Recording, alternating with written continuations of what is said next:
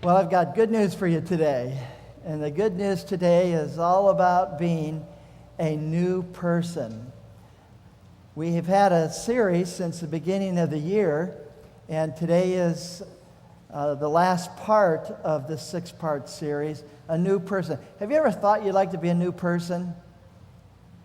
I've thought how nice it would be to be a new person. If I were just a couple of inches taller, I wouldn't be overweight. So I'd like to be taller. I'd like to have a deep voice like HMS Richards had, or some of these other radio speakers. I'd like a lot of things different about myself, and you probably have found that you would like things different about yourselves as well. How would you like to be a new person? Well, I have good news for you today. That's God's will, that you could be a new person. Now, some of you know this couple. The singer on the right, Olivia Newton-John, she had a former boyfriend whose name was Patrick McDermott, and what we found is that he turned up missing about 4 years ago, and to this day they haven't seen him. Now, some people presume that he's dead, but other people think that, he's a conniver. Some people think that because he was heavily in debt and he had other issues and problems, that he just wanted to disappear, and that he would be a new person.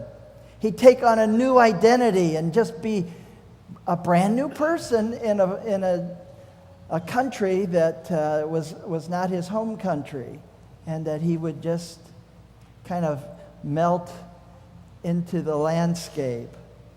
So here's an individual who wanted to be new.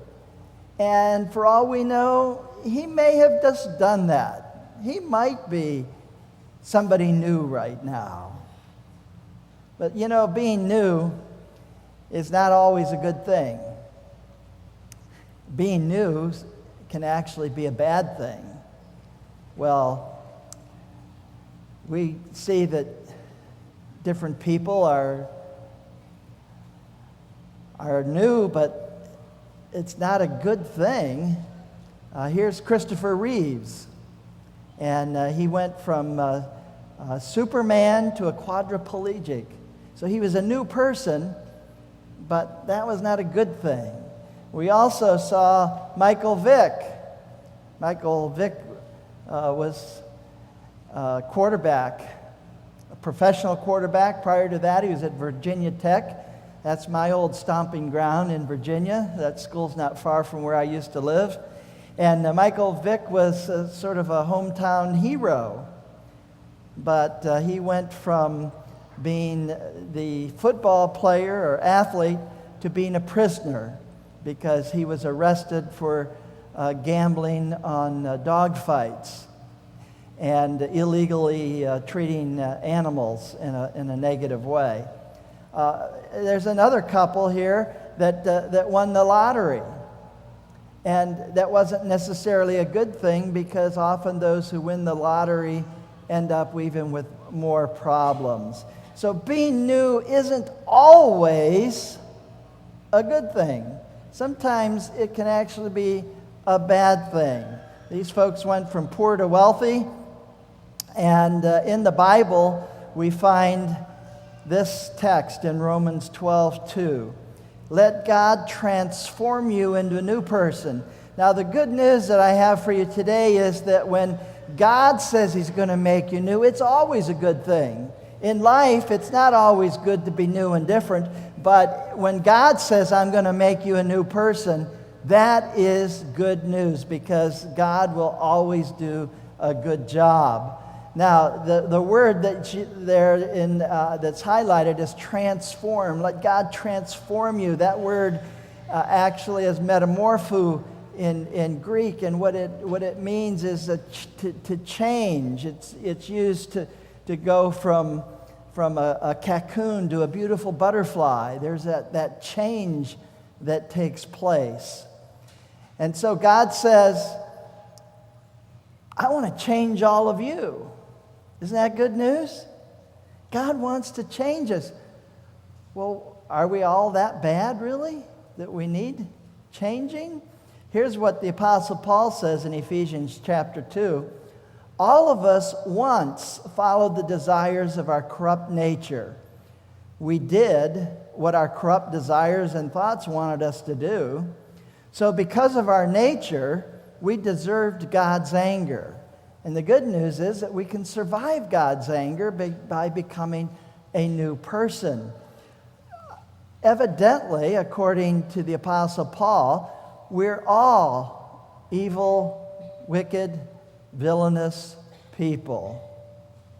But there is good news, and that is that God wants to make us a new person. I have a YouTube video. This is just a short video. It's less than 2 minutes. And it's talking about babies who are jealous. So you don't have to be an old person to have an evil, wicked, villainous nature. According to what we discover, that you can have jealousy or other negative feelings from a very young age. So let's watch this short video and listen to the message of the video. That's the finding of research being done at Texas Tech University by Dr. Sybil Hart. Her findings go against conventional views of jealousy as a character flaw that emerges only later in development. During her research, Hart observed children who are being ignored by their mothers in favor of a realistic-looking baby doll. The children, ranging from 6 months to 1.5 years old, typically experiencing the complex emotion of jealousy as young as 6 months of age. That's the finding of research being done at Texas Tech University by Dr. Sybil Hart. Her findings go against conventional views of jealousy as a character flaw that emerges only later in development. During her research, Hart observed children who are being ignored by their mothers in favor of a realistic-looking baby doll. The children, ranging from 6 months to 1.5 years old, typically display negative emotions such as anger or sadness. Most of the time when they do give you a response, it's very authentic. And the mother's responses to the kids are also very authentic. And the dilemma over how do I deal with 2 kids, not one at the expense of the other, but both of them, is such a compelling question that you just are eager to see what every baby is going to do, because you learn something from every child. The children also show behavioral signs of discomfort like staring, thrashing, flushing, and coughing. Dr. Hart says that by comparing these reactions with those displayed in other situations where a child is ignored by his mother, the infant's capacity for experiencing and communicating feelings of jealousy can be inferred. I wish I could say I'd found a jealousy expression, a little green light that goes on or something, but no, we did not discover that. What we do look for, though, is unique patterns of response. And we did find that. We found that with 6-month-old infants, firstborn, just sad facial expressions, a look of distress is the normal, most typical facial response. Dr. Hart says that children who have a jealous reaction are usually the healthiest emotionally. She says that jealousy is a way that the very young infant can say, "I love you." In addition, Hart says there is no checklist to make sure siblings are not jealous of each other. The key, she says, is being nurturing and caring and showing your children lots of love. Okay, Texas University did this study, and it showed that children as young as 6 months were jealous. So what the study pointed out is that it's not a learned behavior, it's that we're born that way. So let me ask you, when do you think you became a sinner? When did you actually become the sinner that you are? Was it? You have to get your eye clickers ready. Be sure and turn them on. Make sure you have a blue light.